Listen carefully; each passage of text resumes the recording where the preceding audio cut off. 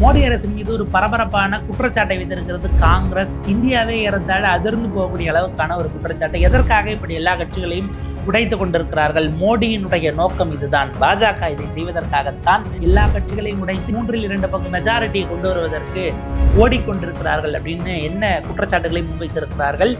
இதற்கு அடுத்த இலக்காக பாஜக செட் பண்ணியிருக்கக்கூடிய இதை அடைவதற்கு சாத்தியம்தானா? பின்னணி உட்கூறுகள், காங்கிரசினுடைய குற்றச்சாட்டு பற்ற வைத்திருக்கிறார் திரு ஜெயராம் ரமேஷ். விரிவாக அலசுகிறது இது குறித்து இந்த செய்தி தொகுப்பு. டெலிகிராஃப்ல ரிப்போர்ட் ஆகிருக்கக்கூடிய செய்தியை பார்க்கிறோம். BJP wants 2/3 majority in Lok Sabha to amend constitution end reservation. Jairam Ramesh என்கிற பார்க்குறோம். பிடிஐ வீடியோஸுக்கு ஒரு விரிவான நேர்காணலை கொடுத்திருக்கிறார் காங்கிரசினுடைய பொதுச் செயலாளர் திரு ஜெயராம் ரமேஷ் அவர்கள்.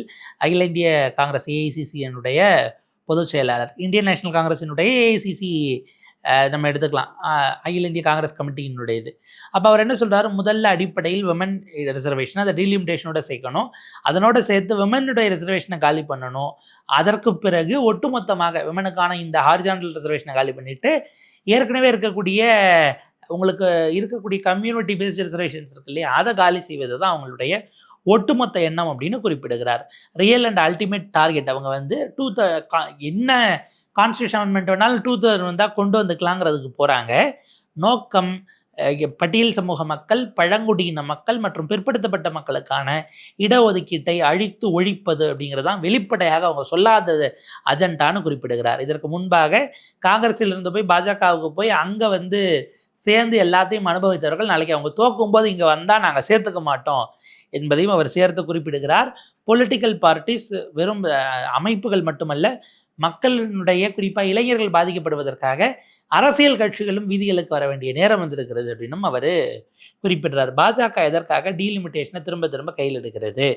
போதுமான எண்ணிக்கை வந்தால், அதாவது டீலிமிட்டேஷன்னு சொல்லி நீங்கள் 2/3 வந்துட்டீங்கன்னா 2/3 எதர் ஆதரிக்கவோ இல்லை என் கட்சியோடே சேர்ந்தோ இல்லை என்டிஏ கூட்டணிக்கோ நீங்கள் வந்துடணும்.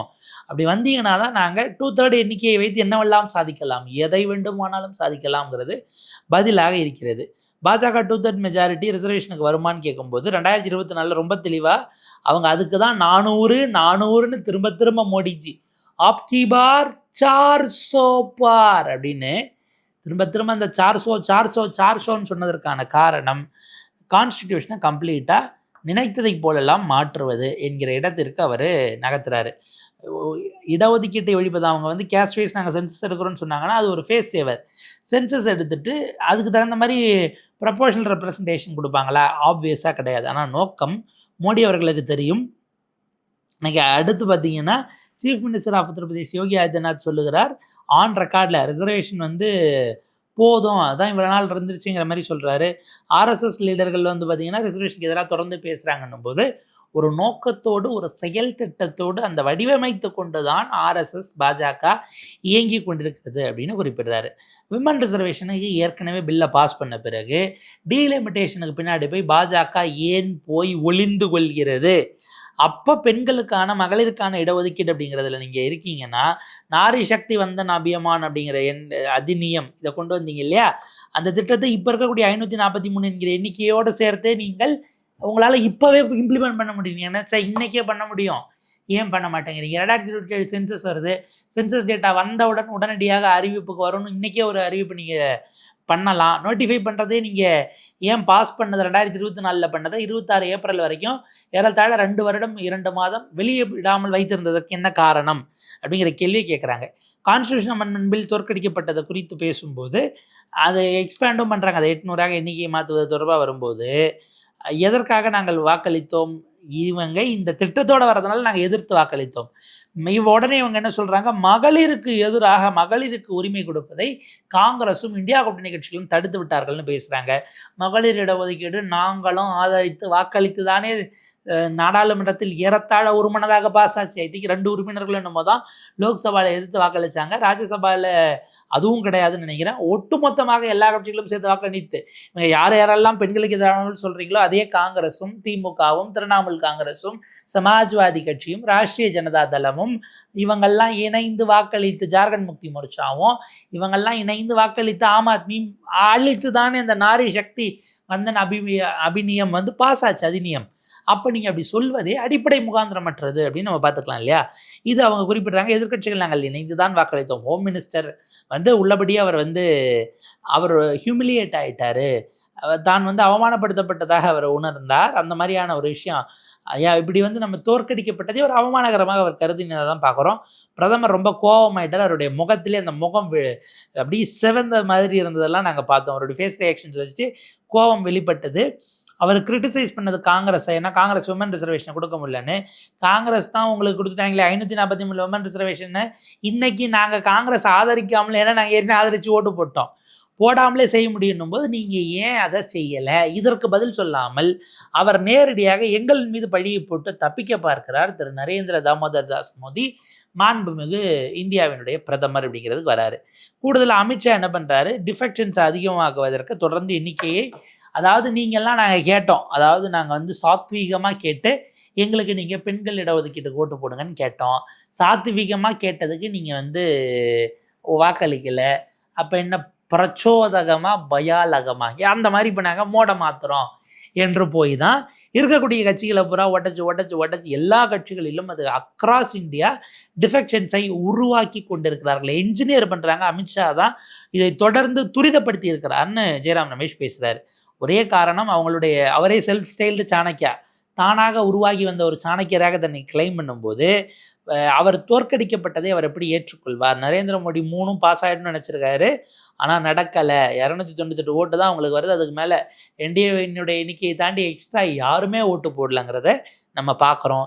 எனவே இதற்கு ரிவெஞ்ச் எடுக்க வேண்டும் என அவர்கள் நினைத்திருக்கிறார்கள். அந்த ரிவெஞ்சை எடுப்பதற்காகத்தான் இப்போது அவர்கள் எடுத்த சபதம் தான் தோது போடு கி ராஜ்நீதி அப்படிங்கிற வகையில் ஒரு வார்த்தையை பயன்படுத்துகிறாரு. இந்த மாதிரி கட்சிகளை உடச்சி கொண்டு வர்றதை வச்சு நம்ம செஞ்சிடலாம் அப்படின்னு ஆள் சேர்க்கறது, தவறான வழியில் ஆள் சேர்க்கறதுங்கிறத நோக்கி போகிறாரு. கேட்டால் ராஜநீதி எப்படியாவது செஞ்சிடணுன்ற வகையில் தான் இப்போது திரிணாமுல் காங்கிரஸை உடைத்திருக்கிறார்கள். இருக்கிறதுல 80 பேர் ஜெயிச்சு 58 பேர் அங்கிட்ட ஓடி போயிட்டாங்க. ஓடினா பாஜக ஆதரவு இல்லை, நாங்கள் தான் உண்மையான திரிணாமுல் காங்கிரஸ். கட்சி ஆரம்பிச்சு அம்மான்றதே கட்சியை உடச்சியை கொண்டு போயாச்சு. அங்கே 10ல் 29ல் 20 பேர் ஒருவர் காலமாயிட்டார். மீதி 20 பேர் ஏறி வச்சு என்சிபிஐன்னு ஏதோ சம்மந்தம் இல்லாத திரிபுராவில் இருந்த கட்சியில் போய் நாங்கள் இணையறோம்னு நினைச்சிட்டாங்க. ஒரு மாநில தேர்தலில் ஒரு கட்சி ஒட்டுமொத்தமாக 800 ஓட்டு வாங்கியிருக்கு. இது ஒரு மாநிலத்தில் சட்டமன்ற பொது தேர்தலில் 800 ஓட்டு வாங்கிய ஒரு கட்சியில் போய் ஏனாச்சிட்டு அது ஒரே நைட்டில் இந்தியாவினுடைய 5வது பெரிய கட்சியாக கபால் 20 எம்பிகளோட மாறிட்டாங்க. இது ஒரு பக்கம் நடந்துக்கிட்டு இருக்கு. சிவசேனாவில் இருந்தவங்களில் 9ல் 6 பேர் 2/3 ஆளை காணா கிளம்பி அங்கே போய் ஜாயின் பண்ணிட்டாங்க. போயிட்டாங்கன்னும் போது அந்த 400 பாருங்கிறத கேட்டாங்க, மக்கள் கொடுக்கலை. நாங்கள் சொன்னதற்கு தான் இது பண்ணோம். இப்போ தெரியுதா எதற்கு 400 கேட்டார்கள்னு? கான்ஸ்டியூஷன் அமெண்ட்மெண்ட்டுக்காகத்தான் அப்படின்னு குறிப்பிட்டார். இப்போவும் இந்த 2 கட்சிகளை உடைத்து சேர்த்த போதும் கூட அவங்களுக்கு 2/3 வரலை. அப்படி பார்க்கும்போது 348 வேணும். அதுதான் அதிகபட்சம். எல்லா பெர்மிட்டேஷன் காம்பினேஷனை பார்த்தாலும் அந்த 348ங்கிறது இப்போ வரல. ஒஸ்ட் கேஸ் சினாரியோவாக வச்சாலும் கூட 348 வருவதற்கு நாங்கள் விடமாட்டோம். எதிர்க்கட்சிகள் இணைந்திருக்கிறோம். அவர் டிஎம்சியை உடைக்கலாம், சிவசேனா உடைக்கலாம். 298லேருந்து 26 கூட போயிருக்கீங்க. 324 தான். ஆனால் இன்னமும் உங்களுக்கு 48 வரதுக்கு இன்னும் 24 பேர் வேணும்னும் போது இந்த 2/3 அவங்களுக்கு கிடைக்க போவதில்லை. ஃபியூச்சர் போல்ஸில் ஒரு வேளை அடுத்த முறை கொண்டு வராங்க அப்படின்னாலும் கூட அப்போ தான் பட்டியல் சமூக மக்கள், இப்போ பழங்குடியினர், அதே போல் பேக்வர்ட் மக்கள், ஓபிசி பிற்படுத்தப்பட்ட மக்கள் அப்படிங்கிறவங்களுக்கெல்லாம் 2/3 அவங்ககிட்ட இருந்தே வாக்க வாங்கி அவங்களுடைய இடஒதுக்கீட்டை ஒழிப்பதற்காகத்தான் அவர்கள் புதிதாக ஒரு கான்ஸ்டியூஷனை உருவாக்க வேண்டும் என்பது தான் பாஜகவினுடைய குயுக்தியாக, அவங்க வெளியில் சொல்லாமல் கொண்டு வரக்கூடிய எண்ணமாக இருக்கிறது அப்படின்னு அவர் விமர்சிக்கிறார். தேர்தல் ஆணையம் ரோல் டீலிமிட்டேஷனில் எப்படி இருக்கிறது? அவங்களுடைய பலச்சார்பு தன்மை அல்லது ஒன் சைடடாக இருக்காங்க, அவங்களுக்கு பார்ட்டிஷன் பிஹேவியர் இருக்குங்கிற குற்றச்சாட்டையும் ஜெயராம் ரமேஷ் வைக்கிறார். அசாமில் நீங்கள் டீலிமிட்டேஷன் பண்ணுறீங்க, ஜம்மு காஷ்மீரில் பண்ணுறீங்க, ஞானேஷ்குமாரே அப்போ டீலிமிட்டேஷன் பண்ணிக்கலாமா? இது என்ன மாதிரி ஏற்கத்தக்கது? அரசாங்கம் என்னுடைய அதிகாரத்தை யாருக்கிட்டையும் மற்றவங்க அதிகாரத்தையும் சேர்த்து எடுத்து செயல்படுறது தான் மோடி அமித்ஷாவினுடைய ஸ்டைல். நீங்கள் மாநில அரசுகள்கிட்ட இருக்க விவசாயத்தில் இவங்க 3 வேளாண் சட்டங்களை கொண்டு வருவாங்க, அடுத்தவங்க அதிகாரத்தை எடுத்து. ஆனால் நீங்கள் செய்ய வேண்டியதை ஞானேஷ்குமார் அவராக எடுத்து தேர்தல் ஆணையம் உங்கள் அதிகாரத்தை பண்ணால் நீங்கள் அதை கண்டுக்காமல் உட்காந்துருக்கீங்களே, அப்போ உங்களுக்கு லாபம் வரும்னு செய்கிறீங்களா?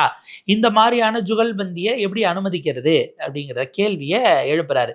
தேர்தல் ஆணையம் எப்படி வேலை செய்கிறது, யாருக்கு கீழே வேலை செய்கிறது, எதற்காக இதை செய்கிறதுங்கிறதெல்லாம் இப்போ உள்துறை அமைச்சருக்கு செஞ்சதுனால தான் இவர் சொல்றதை கேட்டு தான் அவர் செய்கிறாருன்னு நீங்கள் வாய் திறக்காமல் இருக்கீங்களா என்கிற கேள்வி அதனோடு காத்திரமாக ஜெயராம் ரமேஷால் எழுப்பப்படுகிறது.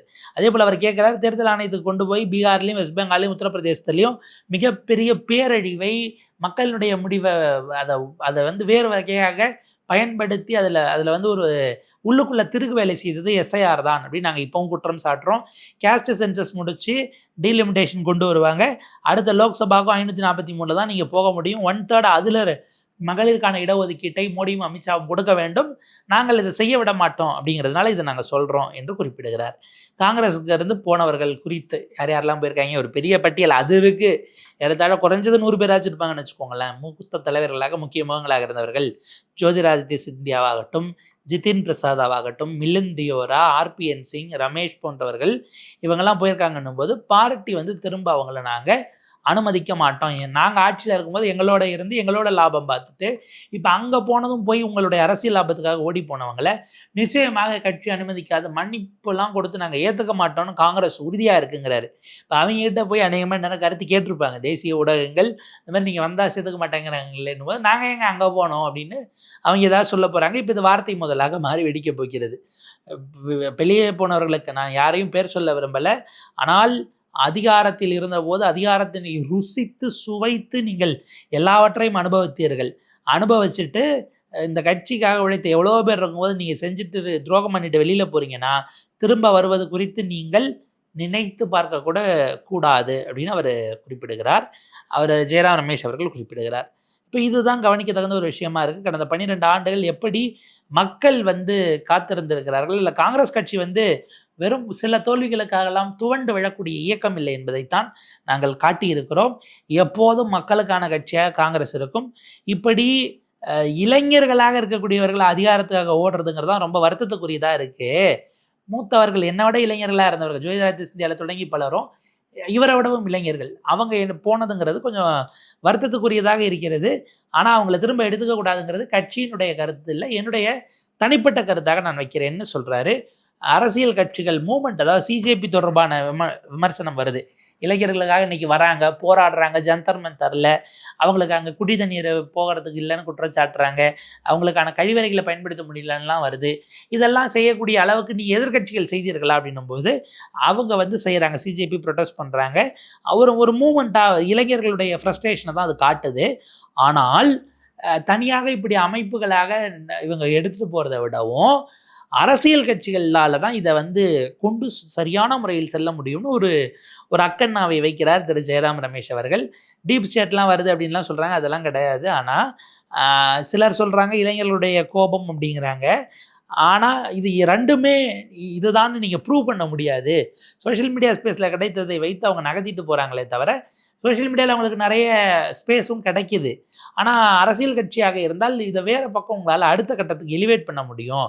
அதுதான் கரெக்டானதாக இருக்கும். மக்கள் வந்து மக்களுக்காக பாடுபடுகிற இயக்கங்களில் இணைந்து இந்த போராட்டங்களை எடுப்பது சரியானதாக இருக்கும். காங்கிரஸ் இப்போ வந்து நீட்டுக்கு எதிராக ராகுல் காந்தி தலைமையில் சிபிஎஸ்சி இஷ்யூஸ்க்கு எதிராக நாங்கள் தேசம் முழுக்க அடுத்த கட்ட போராட்டங்களை அறிவித்திருக்கிறோம்.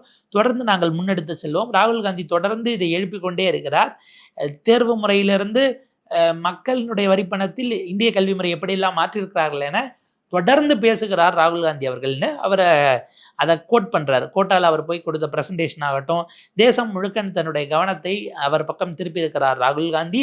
நாடாளுமன்றத்துக்கு உள்ளேயும் வெளியும் தொடர்ந்து இது தொடர்பான விஷயங்களை நாங்கள் தோலுரித்து காட்டுவோம், இளைஞர்களுக்கான நம்பிக்கையை காங்கிரஸ் வழங்கும் என்பதாக ஜெயராம் ரமேஷ் அவர்களுடைய கேள்வி பதில்கள் என்பது இருக்கிறது. நாடாளுமன்றத்துக்கு உள்ளும் வெளியிலும் போராட்டம் தொடரும் இவர்கள் அறிவித்திருக்கிறார்கள். சிஜேபி அரசியல் கட்சிகளுக்கான முகமாக இது இருக்காதுன்னு அவங்க அறிவிக்கிறாங்க. பாஜக இதை எப்படி எதிர்கொள்ள போகிறதுங்கிறது, இளைஞர்களுடைய கோபத்தை உள்ளபடியே ஜெனியூனாக வருது அப்படின்னா ஒரு அரசாக நீங்கள் அதற்கு பதிலளிக்க வேண்டிய இடம் வருகிறது. உங்களை நோக்கி தான் எல்லா விரல்களும் நீட்டப்படுகிறது. ஆனால் இப்போ வரைக்கும் அக்கௌண்டபிலிட்டி எடுக்காமல் தான் தர்மேந்திர பிரதான்லேருந்து அத்தனை பேரும் இருக்கிறார்கள். எடுப்பது அவங்களுடைய இயல்பு கிடையாதுங்கிறது இன்னொரு செய்தியாக பார்க்க வேண்டியிருக்கு. ஸோ பார்ப்போம் இது மேற்கொண்டு எந்தெந்த வகையிலெல்லாம் நடக்குது, எப்படி போக போகிறதுங்கிறத நம்ம பொறுத்திருந்து பார்க்க வேண்டியிருக்கும். இந்த செயல் திட்டத்தோடு தான் பாஜக இருக்கிறதா? வாய்ப்புகள் மிக அதிகம் என்பதாகத்தான் டெல்லி வட்டாரங்கள் பதிவு செய்கிறார்கள். மேற்கொண்டு இதனுடைய அப்டேட்ஸ், அதனுடைய ஃப்ரீக்வன்சிஸை பொறுத்து நம்ம விரிவாக பேசலாம்.